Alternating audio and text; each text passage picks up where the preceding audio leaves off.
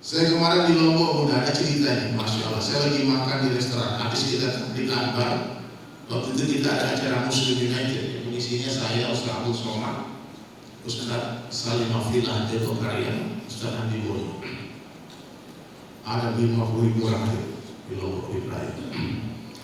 Kemudian selesai acara, saya pergi ke satu restoran makan dengan keluarga.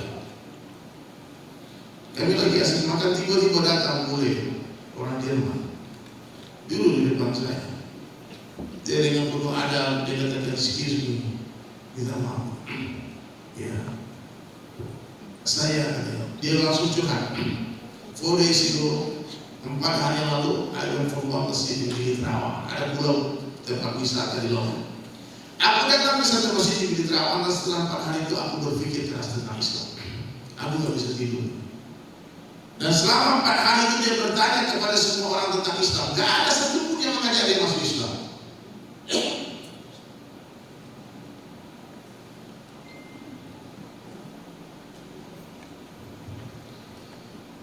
Sampai dia lihat saya lagi makan di restoran karena saya pakai sorban, saya pakai gamis. Kalau dia datang, so apa yang bisa saya kata? Do you like Islam? Yes. Do you believe in Allah? Yes. Do you know who's Prophet Muhammad is the last messenger of Allah? Yes. Saya langsung berdiri, saya teriak di restoran tadi, hai semua yang hadir di restoran ini, maukah kalian bersaksi satu orang Allah hantar untuk memeluk Islam? Ya sampai 5 menit kita ngobrol. Dia tanya, namamu siapa? Bobby. Subhanallah.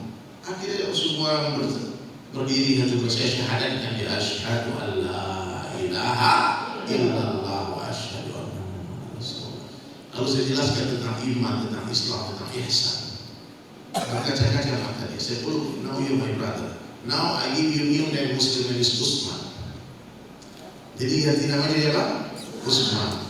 Ya, jadi datang orang menyerahkan diri. Asal apa? Dia melihat pakaian saya. Jadi jangan remehkan pakaian juga. Pakaian ini bisa menjadi asal hidayah. Saya nggak tahu siapa nih Bobby. Bobby Usman ini nggak tahu. Terus dia bilang, brother, I want to go to my hotel, Kuta Mandalika. Kami di 1 jam dari sana. Because tomorrow morning I must go to Mataram. Ada majelis makan after praying subuh. Terus juga, dia bilang, boleh aku datang ke hotel? Datang dia ke hotel. Ngobrol lagi sampai jam 11. Saya bilang, aku udah ngantuk karena besok harus ceramah subuh. Dan dia pun ikut hadir sekalian ke hotel dan dia pulang. Ternyata sedang asik ceramah subuh datang ini bule ke masjid. Dia datang ke masjid. Dia duduk dengarkan tausiah. Selesai tausiah, saya mau pulang, dia sampai ke mobil. Saya tanya, what do you feel, brother? Bagaimana perasaan? Dia jawab apa? Peace, damai, love, penuh dengan cinta. I feel coming home. Aku rasa seperti pulang ke rumahku sendiri. I'm happy, kau bahagia. First time in my life. Pertama dalam hidupku aku bahagia. Lalu saya pulang. Saya lihat di Instagram. Ternyata nama Instagramnya sudah dia ganti menjadi Bobby Usman. Dan saya lihat bukan, ternyata dia bukan sembarang orang. Dia miliuner, dia punya villa, dia punya bisnis di kapal pesiar, dia punya bisnis di kapal pesiar, dan dia punya bisnis party. Nama bisnisnya Drunken Monkey, mabuk-mabukan. Dia jual kamar semuanya. Dan di satu postingannya dia tinggi, besar, ganteng. Ada ratusan mungkin perempuan seksi filter model mengelilingi dia. Dia pakai bikini. Jadi ini orang hidup penuh dengan kesenangan nafsunya, dengan bergelimang harta, dengan wanita-wanita cantik dari seluruh dunia. Tapi dia katakan setelah dia sholat subuh di masjid, first time in my life I feel happiness. Pertama aku rasakan kebahagiaan dalam hidup. Ternyata tak ada kebahagiaan dalam kemewahan. Tidak ada kebahagiaan dalam pesta pora, tidak ada kebahagiaan dalam dunia. Wallahi, ikan tak mungkin bahagia di luar air. Bagaimana juga sendiri seperti manusia tak mungkin bahagia di luar agama. Saya perhatikan wajah Bapak Ibu semua, Masya Allah, bahagia, senyum, tenang, sakinah, peace. Kenapa?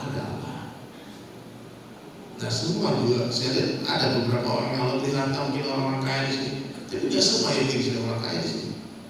Ada yang sederhana, ada mungkin yang berkekurangan. Tapi sama saja orang beriman itu mau kaya, mau miskin, mau sehat, mau sakit.